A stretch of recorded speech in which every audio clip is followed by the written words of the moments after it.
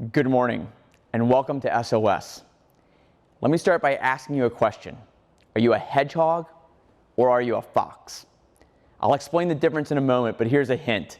The metaphor goes back to the times of ancient Greece. I'm Colonel Jason True, and given my affinity for esoteric Greek references, it isn't a surprise that I was given the call sign Toga during my first operational F-15C assignment.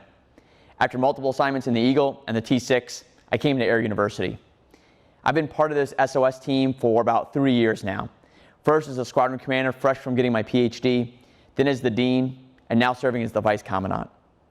As you may have heard from your peers or your supervisors, we've been busy reimagining our program since August of 2019, starting with a new mission and vision statement to enhance air and space-minded leaders primed to prevail in competitive environments. With that strategic aim as our guide, SOS faculty work tirelessly to gather ideas from other PME courses, but also from academia, from industry, and even from past students in order to make this course more effective, more relevant, and now more flexible in order to operate virtually when necessary. In fact, what we did during the pandemic was not just move our course to an online environment. We didn't simply just take a step sideways. Instead, we moved diagonally. We used the friction of this challenging environment as traction to do things not just differently, but better.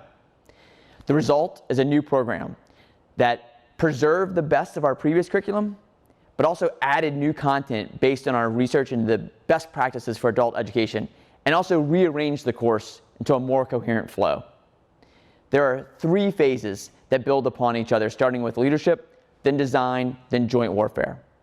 The first 2 weeks, you'll focus on leadership, the art of influence.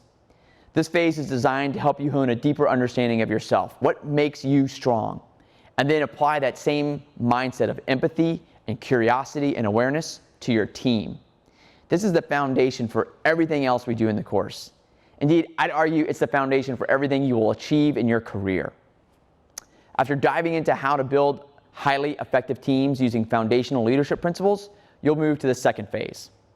In week 3, we'll focus on accelerating change and solving problems together. In these modules, which we call strategic design, you will apply the team building techniques and leadership behaviors that you learned earlier to solve problems in creative and collaborative ways. While some of these phrases that you'll hear, such as design thinking or human-centered design, they may seem unfamiliar, maybe even inapplicable to defense professionals, these are accessible, validated, effective techniques that are coincident with well-known leadership principles and also being adopted and adapted to encourage innovation across organizations worldwide, including militaries. In the third and final phase, you'll pivot from thinking about day-to-day problems that all leaders face to issues that are specific to your chosen profession, the profession of arms. And if anything, our profession faces an increasingly volatile, uncertain, complex, and ambiguous operating environment, and one in which, as the National Defense Strategy reminds us, we have no right to win. Indeed, prevailing in this competitive environment is not just about winning battles. It's about realizing a continuing advantage in the context of joint, all-domain operations across a spectrum of activities that often exist somewhere between the false dichotomy between pure peace and formal war. And these conversations about gray zone warfare and great power competition may seem distant to some of you. It may seem irrelevant. It is not. Whether you have realized it yet or not, it is the world we live in. It is the world that you will work in as you continue your service to the nation. And it is the paradigm we must adopt, or we will lose. Many of you are undoubtedly aware of this shift, but we need to share that awareness broadly across the entire Air Force and Space Force, regardless of your job. We need everyone to understand what it truly means to be air-minded and space-minded. And I'll give you a hint, it's probably more than you think it is. It's more broad, more relevant, and more important. So there's a famous story. The setting is the early 1960s, and we're in a space race with the Soviet Union. President John F. Kennedy had set an ambitious goal to land an American on the moon before the decade is out. As the story goes, the young president was visiting a NASA facility. He came across a janitor mopping the floor. President Kennedy asked, "So what do you do here?" And the janitor's reply, "I'm helping to send a man to the moon." So let me ask you the same question and offer an answer. What are you doing here? I think you're helping secure the nation against real threats.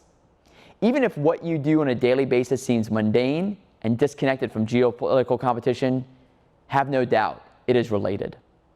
Now, that's a big leap into some global issues if you struggle to wrap your mind around the small daily problems. Indeed, those small daily problems you'll learn to tackle in the design course have a strategic effect in their cumulative aggregated impact. But even solutions to those small daily problems will escape you unless you understand others. And that brings us back full circle to the start and the foundation for understanding and leading others, which is to understand and lead yourself. That's the logical starting point of our curriculum. But it's not actually the real starting point for your journey. The real starting point is a decision you'll have to make on your own to enhance your own performance so that you leave here better than you started by virtue of your own attitude and effort. It can be daunting. In fact, if you're not at least a little concerned about your ability to live up to this challenge, then you're probably not taking this class seriously enough. But for those who do, those who feel that slight sense of uncertainty and insecurity about their ability to excel at SOS, here's the good news. You already know how to work hard. You are already well on your way to mastering your daily duties. Now, without any less effort to that tactical expertise, you need to begin to apply your work ethic in a broader, more strategic sense. And this brings us back to my original question. Are you a hedgehog or a fox? The question comes from an ancient Greek poet who wrote, "The fox knows many things, the hedgehog knows one big thing." Let me explain briefly how that line has been interpreted, at least by the writer Isaiah Berlin, who wrote that these words mark one of the deepest differences which divide human beings in general. He wrote this: "There exists a great chasm between those on one side who relate everything to a single central vision, and on the other side, those who pursue many ends, often unrelated and even contradictory. And these lead lives, perform acts, and entertain ideas that are centrifugal rather than centripetal, seizing upon the essence of a vast variety of experiences without seeking to fit those experiences and ideas into a single set of beliefs. The first kind of intellectual personality belongs to the hedgehogs, the second to the foxes." So the answer to the opening question, at least for the vast majority of students that have ever come through SOS, is that you are a hedgehog. But we need you to start thinking more like a fox, to open your eyes and your mind to what else goes on in our services and in a world of joint all-domain operations. To be a leader of a team, yes, but to see where that team fits in with other teams.